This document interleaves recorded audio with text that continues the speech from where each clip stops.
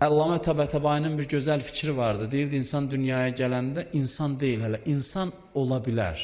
İnsan olmaq istedadı olan bir varlıq. Ya insan olacaq, ya olmayacaq. Sual altındadır. İnsan dünyaya gəlib demə, insan dünyaya gəldi. Dinən elə bir varlıq dünyaya gəlib ki, insan ola bilər istəsə. İstəməsi olmayacaq. Və bu insaniyyəti dadmaq üçün ildə bir dəfə Allah bizə fürsət verir. Qapını açır, hamımızı buraxır içəri.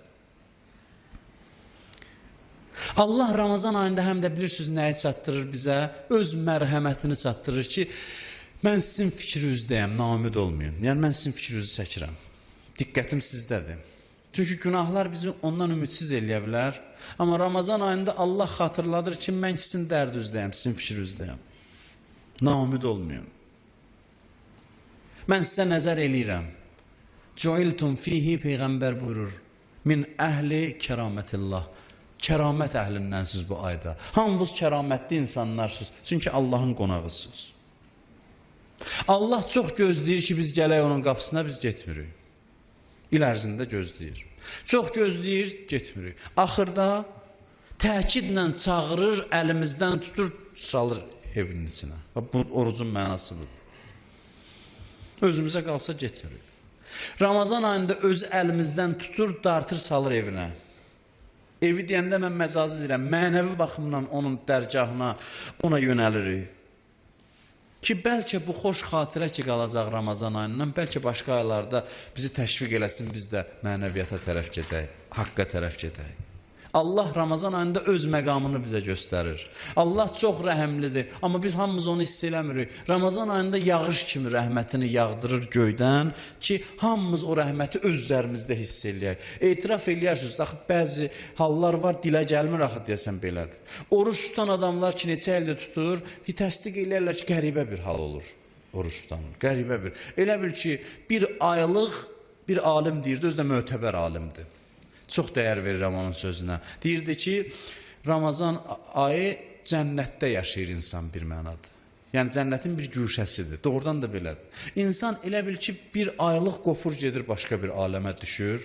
Orada Allah feyzini çatdırır insana. İnsan o ləzzətləri dadır, sonra təzdən qayıdır. Heç olmasa bu xoş xatirə ki, bu bir ay oradaydı, onu sonra vadar eləsin, həvəsləndirsin. Ki, doğrudan da keyf içindədirlər Allaha bəndə olanlar.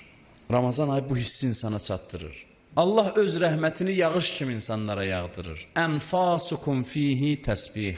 Nəfəssüz, bundan artıq nə desin? Nəfəssüz təsbihdir. Yəni, ay indi görsənən kimi, ay artıq çıxdı. Ay, Şəvval ayı doğana qədər nəfəs alıb verirsən, heç nə eləmirsən. Nəfəs almaq zəruri ehtiyacdır. Nəfəssüzə təsbih savabı yazır. İstəyirsən ki, yorulmuşsan, yatasan, deyir, navmukum fihi ibadə. Yuxuvuz bu ayda ibadətdir. Yuxuvuz ibadətdir, nəfəssüz təsbihdir. Allah özünü bizim yadımıza salır. Allah özünü bizim yadımıza salır.